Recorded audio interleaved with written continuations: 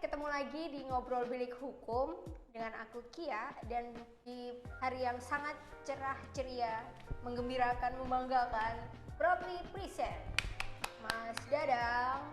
Dadang siapa ya Mas ya? Halo, Dadang Kurnia. Dadang Kita Kurnia. mau ngobrol sama Mas Dadang nih. Iya. Gimana Mas kabarnya? Alhamdulillah baik, sehat. Basi banget ya, basa-basinya gimana kabarnya, sehat apa enggak? Tapi ini, sekarang kan udah ganti Mas basa-basinya. Apa bahasa basinya? Basa-basi. Kafe. Bukan. Terus. Basa-basinya sekarang gimana? Udah vaksin belum? Kayak gitu.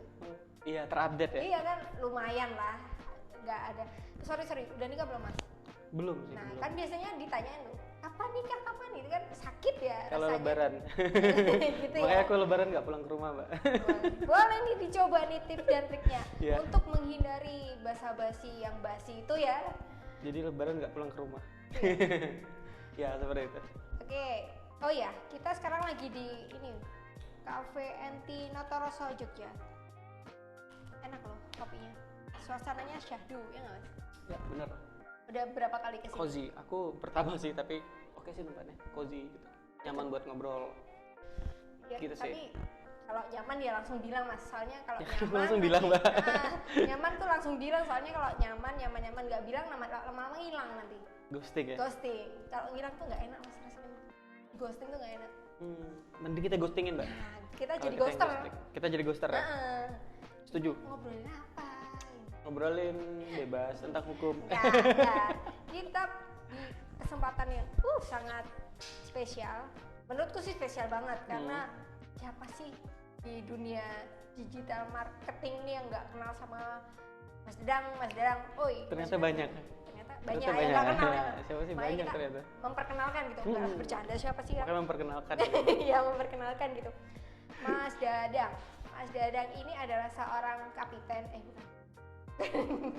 Mas Dadang ini digital marketer ya? Iya, benar. Digital marketer di Indonesia. Di Indonesia karena sekarang kan serba digital, jadi kayak wilayah tuh udah nggak laku lagi ya, borderless gitu sekarang. Borderless. Jadi Borderless. tidak ada batasan. Tidak ada batasan antar Jadi wilayah. nomaden lah ya hidupnya. Iya, lumayan. Tapi ada juga yang digital marketer tuh di rumah aja, Mbak. Setting semua gitu. Tapi di rumah aja. Di rumah. Di kosan gitu. Tapi kalau aku yang versi nomaden emang pindah-pindah. Kenapa Mas memilih nomaden? Suka aja aku ketemu orang baru sih, sama baca peluang ya. Baca peluang sih lebih ininya. Karena kalau kita di kamar terus nih emang bisa sih ngerjain, tapi kita nggak tahu apa ya, matching antara orang yang butuh sama yang kita kerjain tuh. Jadi kita anggapnya terlalu self centric kayak kita aja gitu. Karena pas kita terjun ke lapangan tuh mereka tuh sangat butuh sama ilmu kita. Yaudah, nah di situ aku bisa sharing gitu sih. Karena memang core-ku memang digital marketing, tapi aku nggak cuma jual produk, aku lebih banyak ke consultingnya atau pendampingan. Jadi kegiatan hariannya tuh apa sih Mas? Mendampingi bisnis UMKM ya, terutama mendampingi bisnis owner untuk go digital. Oke. Dan aku udah lakuin tuh 2019 akhir sebelum pandemi ya. Dan itu masih standar bagus sih angkanya, tapi jauh lebih bagus ketika pandemi. Ketika pandemi langsung meningkat. Berarti Meningkat. ada hikmah lah ya di balik pandemi ini. Ada hikmah, dan Lumayan kebetulan lah. ya Lumayan aku waktu lah. pandemi itu sebenarnya digital marketer juga, tapi fokusnya cuma di dunia pariwisata, Mbak. Jadi aku tuh setting open trip gitu, open trip Bali, Lombok, Jogja gitu. Nah memang modalnya cuma ngiklan. Nanti ketika ada tamu 20 orang, kita kerja sama vendor bis, hotel, restoran gitu kan. Dan itu udah jadi satu bisnis yang muter lah ya cash flow-nya. Tapi per pandemi jatuh. Kan pariwisata ya, secara industri secara keseluruhan. Langsung ini ya, kena banget gitu loh. Kena banget dan nol ya, secara industri langsung nol kan. Langsung tiarap gitu rasanya. Jadi aku karena memang Korea digital ya, pindah industri jadi Mbak. Pindah industri kayak dari pariwisata ke ekonomi kreatif. Kayak Kemen Parekraf nih. Jadi dari pariwisata ya kan. Brand ambasadornya apa gimana? Enggak ya? Jadi dari pariwisata aku ke ekonomi kreatif untuk membantu UMKM-nya itu untuk go online. Jadi aku nggak ngejalani sendiri, tapi ngebantu mereka nih. Oh, cara bikin web tuh gini, cara bikin promosi konten dan sebagainya seperti ini. Nah, gitu. Baik secara langsung lewat Zoom dan sebagainya gitu. Itu fokus nggak UMKM harus di bidang ini? Kan UMKM banyak banget kan? Banyak industri, itu, Mbak. Mas Dadang tuh kayak fokus ke UMKM di bidang ini gitu apa gimana, apa enggak? Enggak, aku malah per pandemi ke banyak industri karena aku pengalaman sebenarnya aku dari 2017 itu core-nya kan pariwisata ya. Nah, pengalamanku kalau kita terlalu setia di satu industri, Ini nih di satu industri kita memang tuh orang-orang kayak gini tuh kita ditinggalin perlu kan. dipertanyakan. Kita ditinggalin karena industrinya Padahal udah langsung biasa nol. ninggalin kan? Iya, jadi nggak cocok aja kalau kita ditinggalin kan. Kan kita biasanya ninggalin nggak bercanda. Ya, jadi gitu. Jadi, aku cobalah banyak industri. Tapi itu ada juga resikonya sebenarnya, Pak. Karena kita tidak deep di industri tersebut. Sementara kita ngajarin orangnya kan. Nah, jadi aku harus tetap fokus di core aja lah. Nah, misalnya industrinya adalah jual kacamata radiasi ya, itu kan kesehatan gitu. Ya aku paling buatin webnya di awal sama ngiklan. Aku nggak terlalu deep sampai semuanya aku riset kompetitor gitu. Tapi tetap ada risetnya kayak gitu. Ada, Maksudnya ada. Oh, kita belajar tentang produk. Aku mau Pasti. ini ada konsul apa Misalnya Mbak pribadi nih punya bisnis skincare kosmetik. Skincare kosmetik lagi seksi ya karena berdasarkan data itu per pandemi skincare kosmetik itu paling naik penjualannya. Dan open agen reseller distributor tuh paling laku tuh di situ. Skincare gitu ya. Dropship itu. Nah, itu misalnya kalau misalnya Mbak nih produknya, aku langsung riset kompetitor. 3 besar tuh siapa? Mungkin caranya pakai Google aja ya.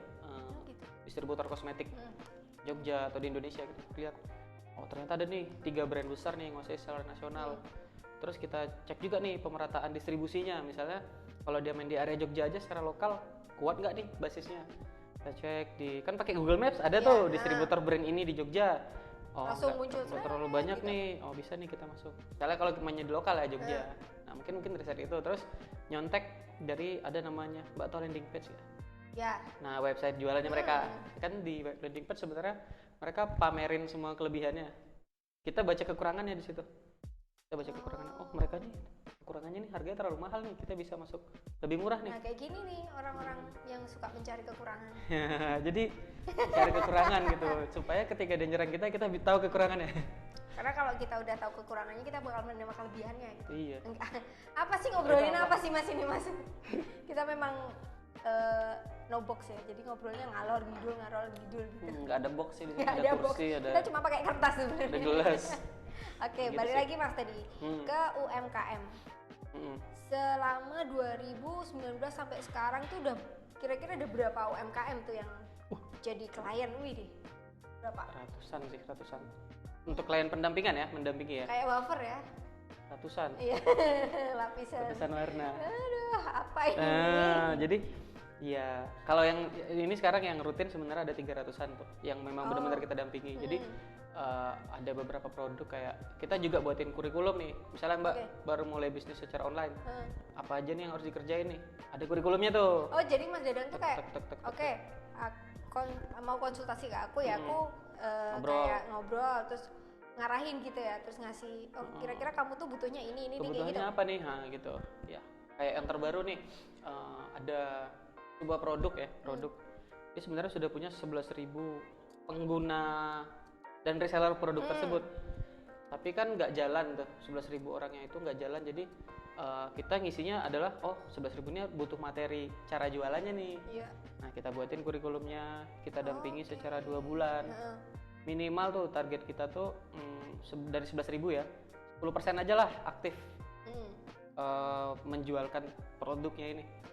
Karena kan emang produk itu komisinya lumayan tuh 20% per transaksi. Nah, gimana cara kita mengaktifkan lah 1.000-an orang dari 11.000 ini.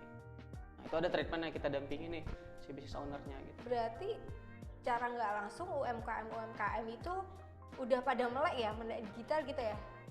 Secara lebih tidak ke langsung arah paksaan Mbak, lebih ke arah deep ya karena ini ya keadaan juga kali ya. Pandemi, karena dengan pandemi, ditahannya orang di rumah, di kamar daripada galau ngelihat beranda IG dan story yang makin wah gitu kan. Sementara dia makin kecil di dalam kamar di pojokan gitu kan.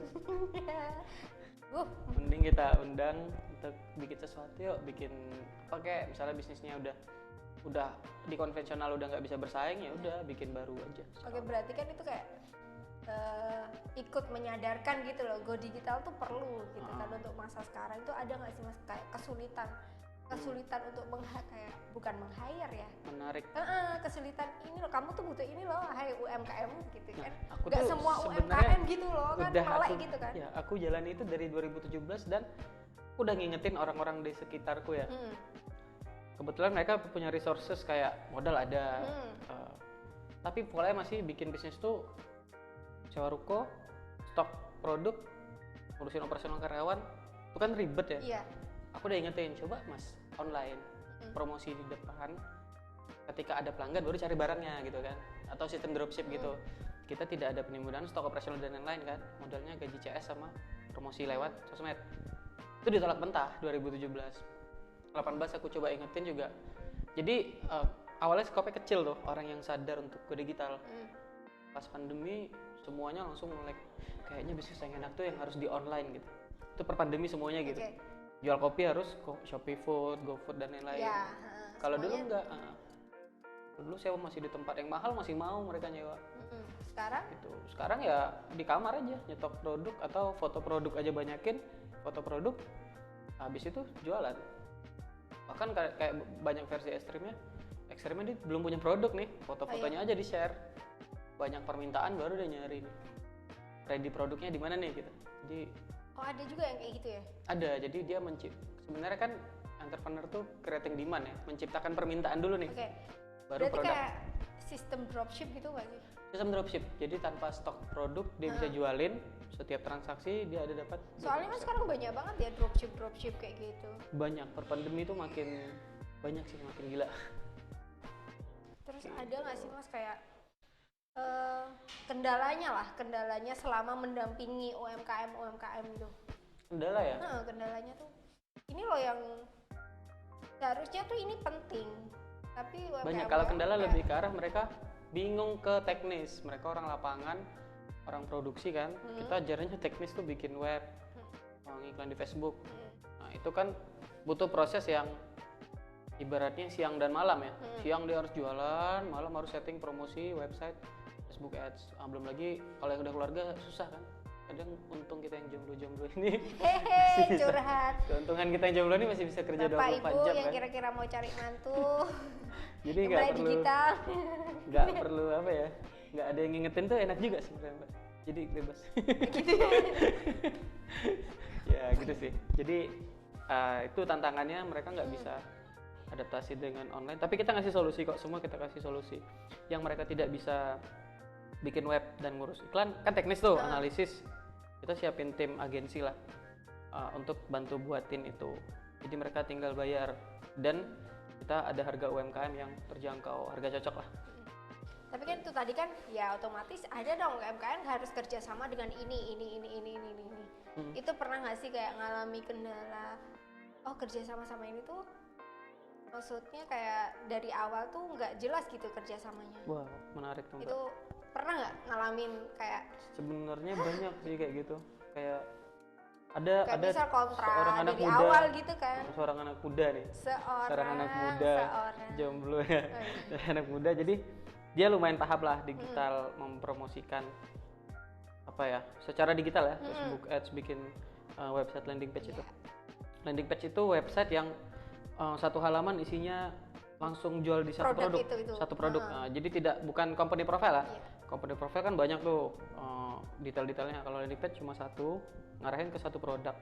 Dan itu biasanya satu produk itu satu merek atau satu brand. Satu brand sih satu produk biasanya. Ataupun kalau beda produk tapi cuma bundlingnya aja. Core produknya cuma satu. Dan itu sering kita temui ketika kita berseliweran di IG dan Facebook. Terus ada pesan bersponsor, kita klik mengarah ke sebuah satu halaman penjualan. Nah itu adalah landing page. Itu yang kita ajarin si UMKM tadi. Karena itu paling efektif buat penjualan. Tadi pertanyaannya apa Mbak? Aku lupa. Gak apa-apa. Landing page itu kita. Enggak, maksudnya kan banyak. Oh iya anak muda yang punya. Anak muda yang jomblo tadi. Anak muda jomblo tadi. Oh iya dia tuh ngomong-ngomong jomblonya. Udah lama? Nggak tahu sih berapa jam. Ya. Nggak tahu berapa jam. Tapi baru berapa jam. Jadi dia itu ada sebuah brand. Jadi dia bisa di satu sisi partner ini sebuah brand yang udah eksis juga lah jualan gitu kan. tapi pengen di franchise kan. Nah, kayak Franchise gitu. kan. Si anak muda nih yang promosiin nih.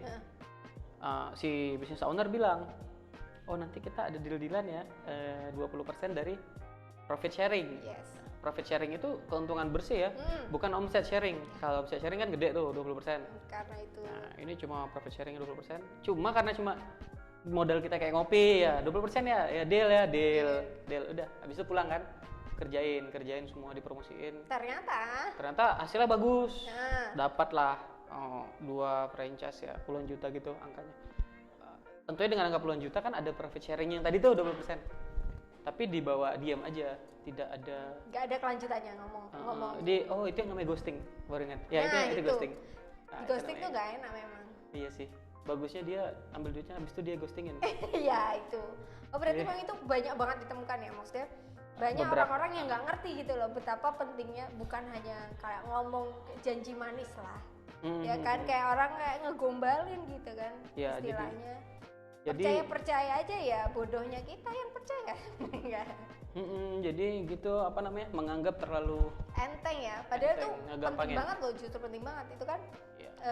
Istilahnya apa tadi? Kalau tadi kan gentleman agreement tuh, gentleman agreement tuh oke deal.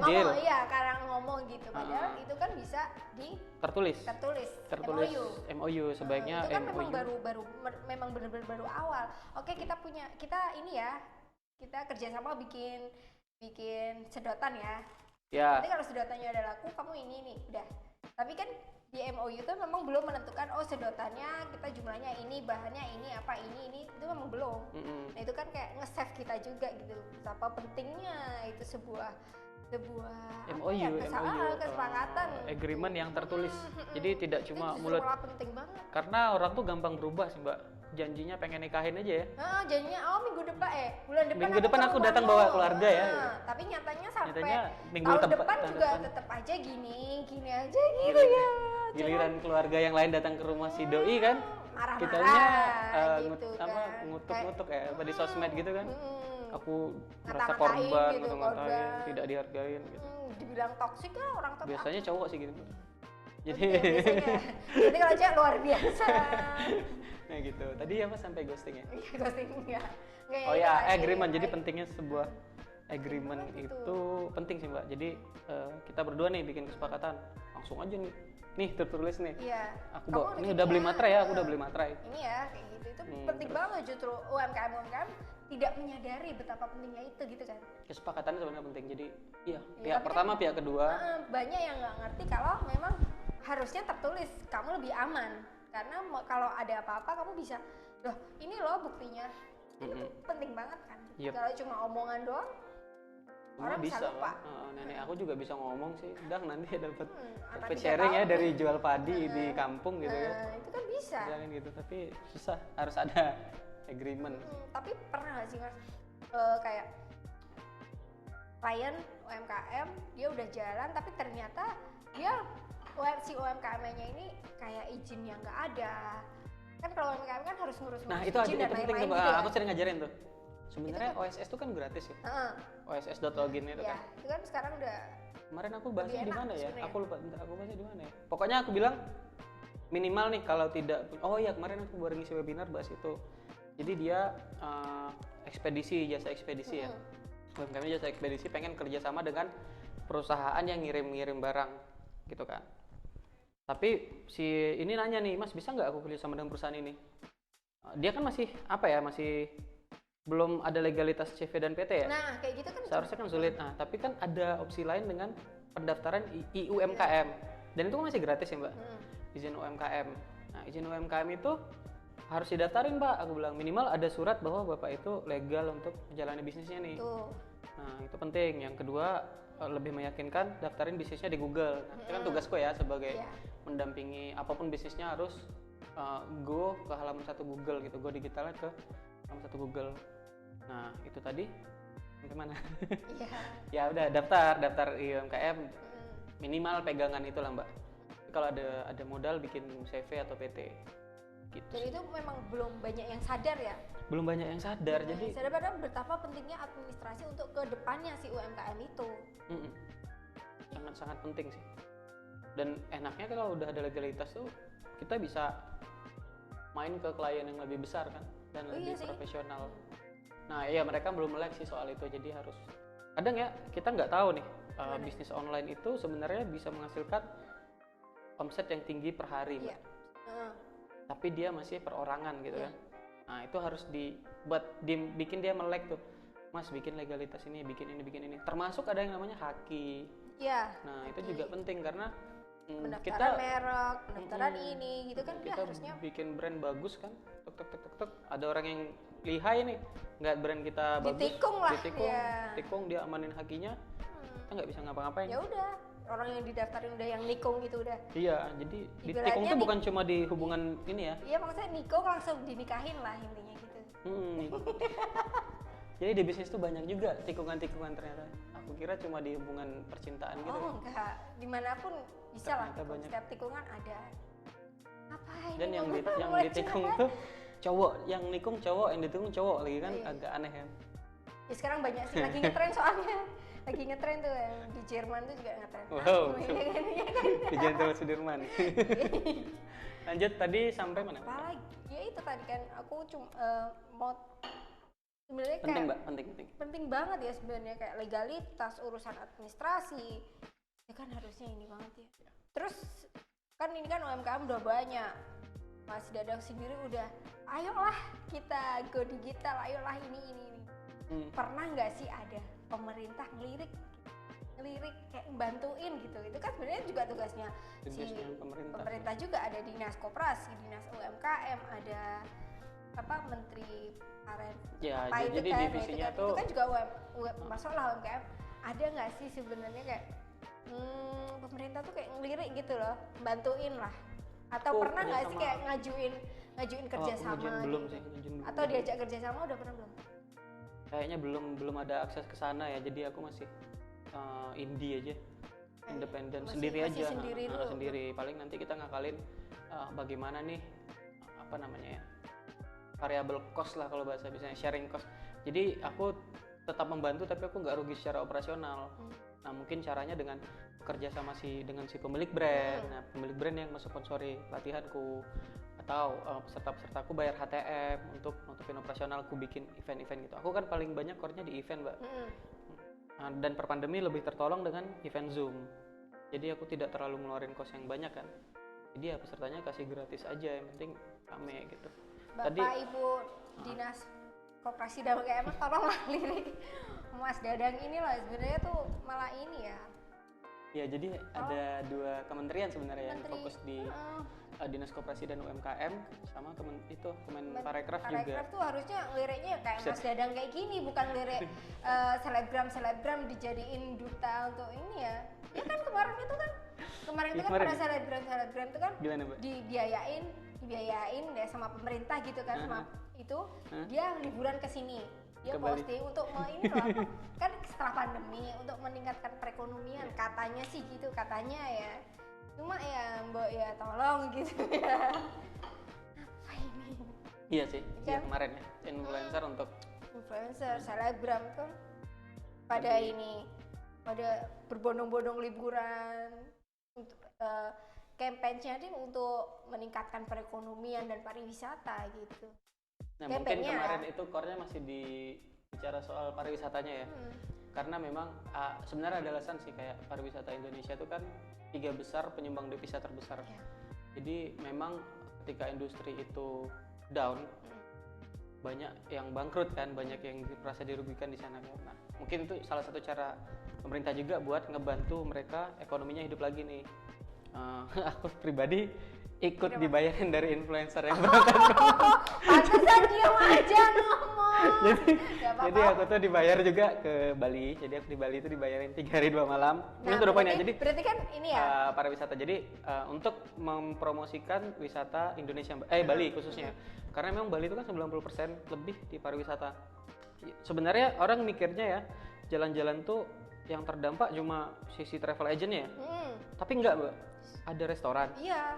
Ada hotel, rental mobil, bis dan sebagainya. Oleh-oleh. Bahkan pedagang-pedagang Oleh-oleh juga kena pedagang kaki dampaknya. 5 di sekitaran Kuta. Mereka jadi nganggur dan gabut kan. Kalau mereka ngerti main saham nggak apa-apa, gabut trading. lumayan, Oh. lumayan kan. Gitu. Tapi kalau mereka gabut diem juga kan kasihan kan.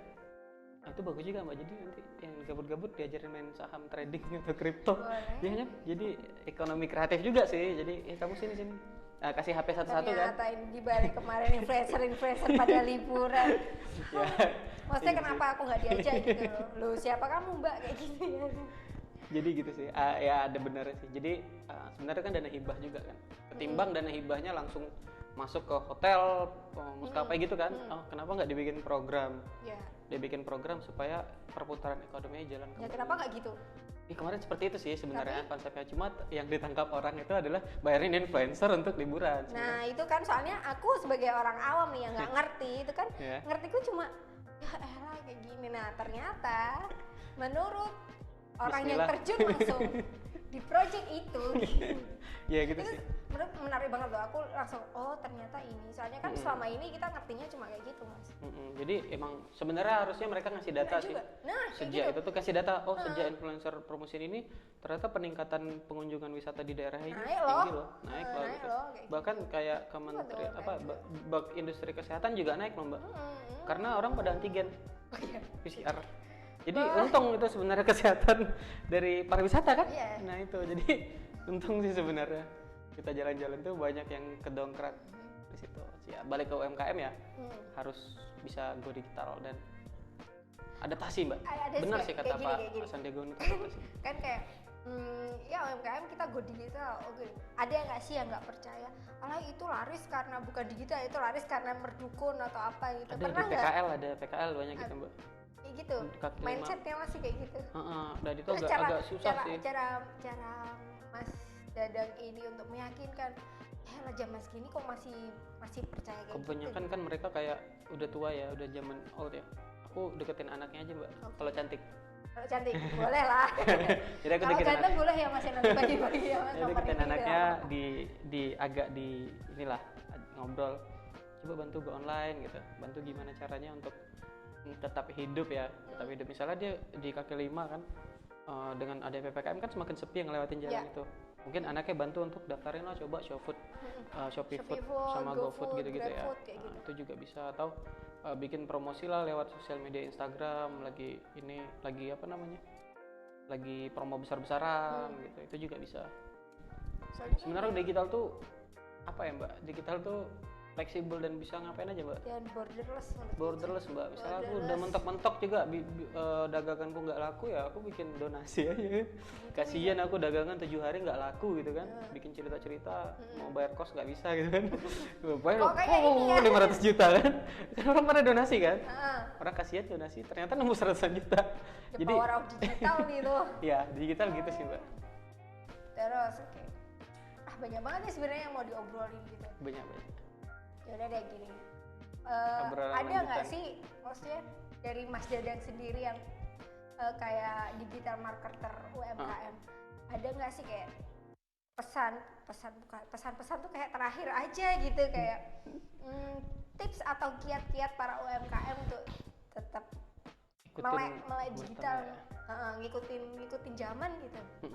Pesanku pesan Om Sandiaga Uno sih. Wih. Jadi, kebetulan sama-sama Riau ya. Om Sandi Oke. juga Pekanbaru, lahir di Dumai ya. Aku orang Dumai juga. Jadi pesan Om Sandi itu adaptif, kolaboratif, sama inovatif. Ambillah dua ya, adaptif tuh beradaptasi sama apapun kondisinya. Terus kolaboratif, jangan sendiri aja ngerjain karena ketika kita sakit kita nggak sendiri kan, banyak teman yang lain, kita bisa ajak sakit bareng. kita Aku nggak ada nggak uang, terima kalau aku sakit ketika bareng. kita nggak ada uang kan, oh ini aku bisa minjem duit jadi bisa ngutang gitu kan. Jadi kolaboratif tuh kan, kolaboratif, adaptif. Nah 2 poin itu sih. Nah di adaptif ini lebih dikerucutin lagi, jangan terlalu setia sama satu pasangan. Pasangan itu produk Wah ya? ini Ya produk ya. jelaskan lagi dong dijelaskan. Nanti pasangan kalau gitu. dikat sama beliau Jangan setia sama editor tuh bahaya nih. satu produk, karena kayak aku tadi ya, aku setia sama open trip lah ya. Bahkan aku bulan Agustus di saat pandemi aku buka open trip mbak ke Belitung. Dan itu ini Aku ya, bikin maksud- seminar-seminar juga yang mempertemukan orang di hotel dengan resiko didatangi pamong praja, itu aku tetap bikin dan Tapi nyatanya aman. boncos. Karena aku terlalu setia, bisnisku bakal rame. Padahal orang udah jelas nih di pagar untuk keluar. Aku maksa orang untuk keluar bisnis kan. sejak itu aku mikir oke, kita rubah semuanya ke online. Nah, online jadi tetap apa ya, bisa jalan, bisa survive.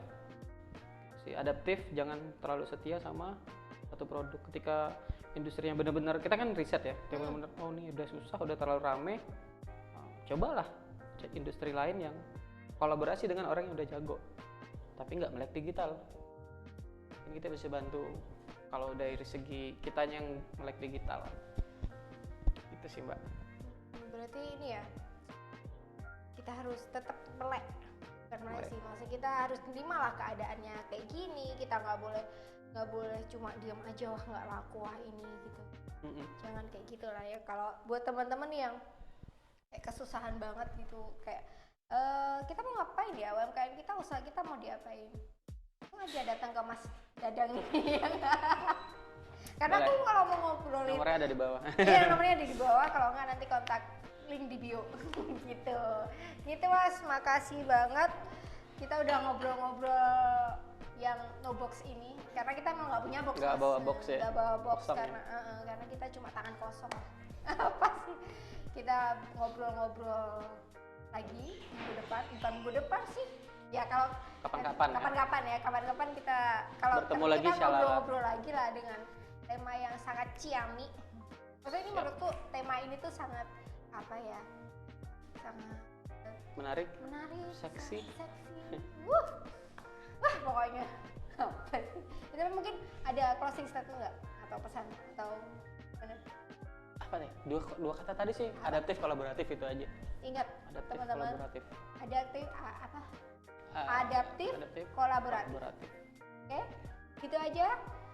Jangan lupa like, subscribe, comment, and share. Subscribe, comment, and share gitu ya. Share gitu ya. Iya, share. Terima kasih semuanya udah nonton. Bye. Makasih ya Mas. Siap.